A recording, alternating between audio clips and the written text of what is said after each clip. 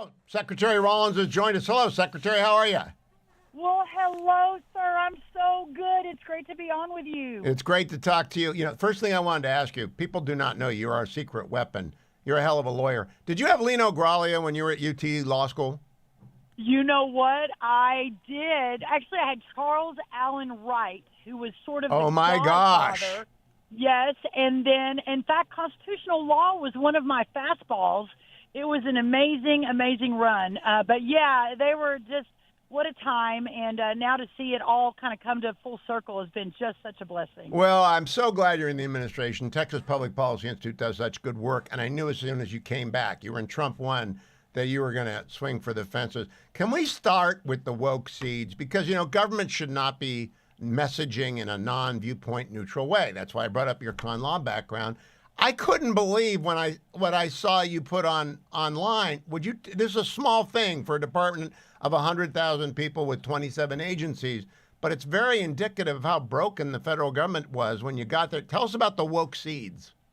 Well, first of all, I mean, the stuff we have canceled, the contracts of hundreds and hundreds of thousands of dollars for transgender farmers and food justice, whatever any of that means, in New York and San Francisco, the study of menstrual cycles in transgender men, the trying to expand diversity, equity, and inclusion into the pest management industry.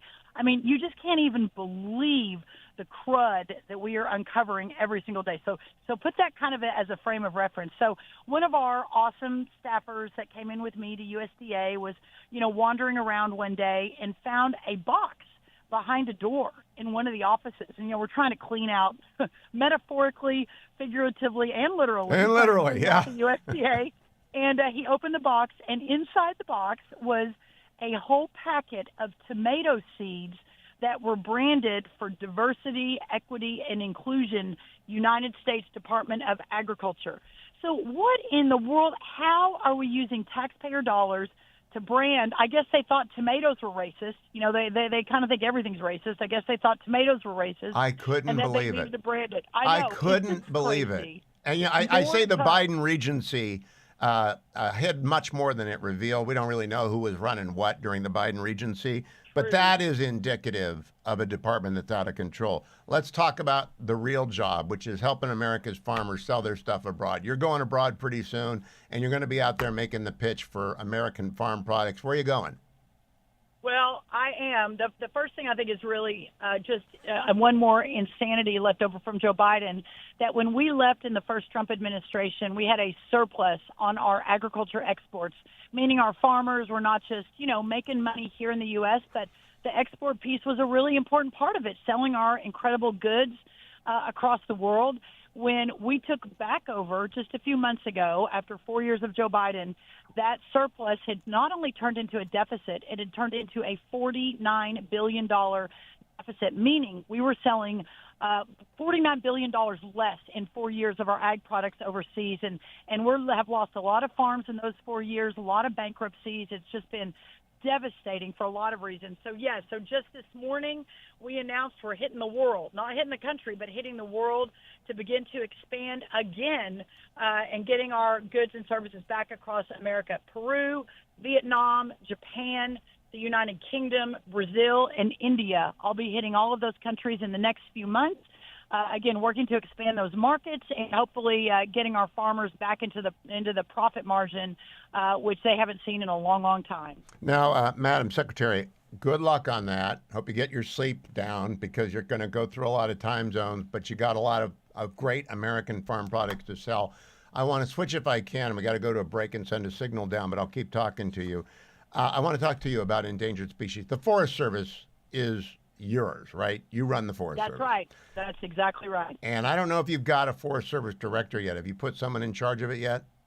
We have. We're making significant changes at the top. We've announced our undersecretary is a businessman from West America, Idaho, and he's going to bring a whole new. Now, he still has to get confirmed. He's going through the Senate process right now, but we're making significant change. Okay, what I want to talk to you about, let me pause here for a moment, is the spotted owl, the fire management risk, and the devastation of our national forests because of environmental extremism that dates back 20 years. I'll be right back with Secretary Brooke Rollins. Don't go anywhere. I'm Hugh Hewitt.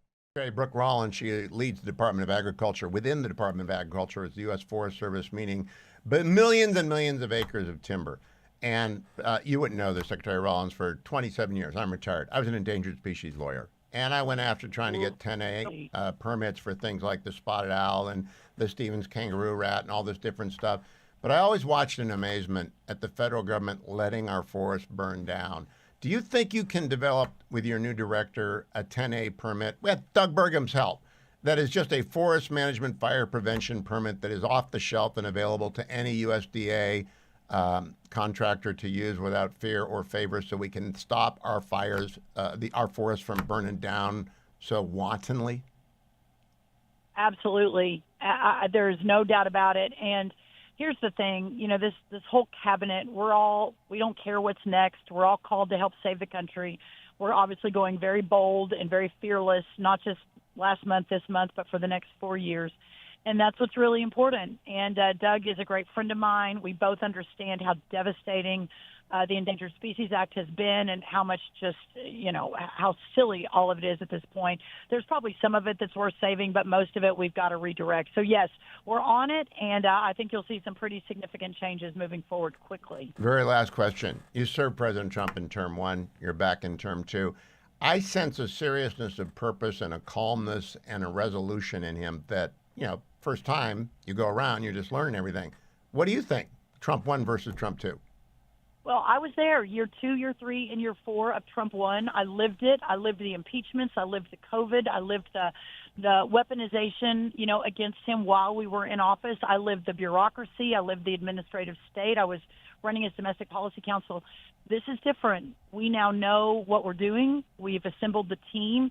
I hate that the president had the 4 years of dealing with, almost dying right from assassination, from facing 1,000 years in prison. I mean, you had to go through that.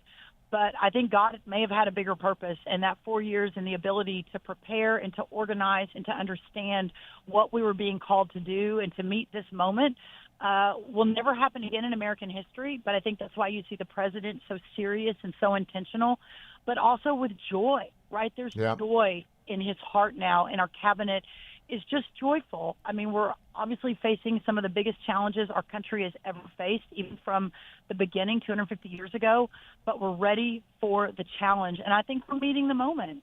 I think you are too. And Secretary Rollins, thank you for your time today. When you're back from your travels, call and give us a checkup on how it went. And anytime, anywhere, I'll talk to you at length because I love serious lawyers and big job, and that's you.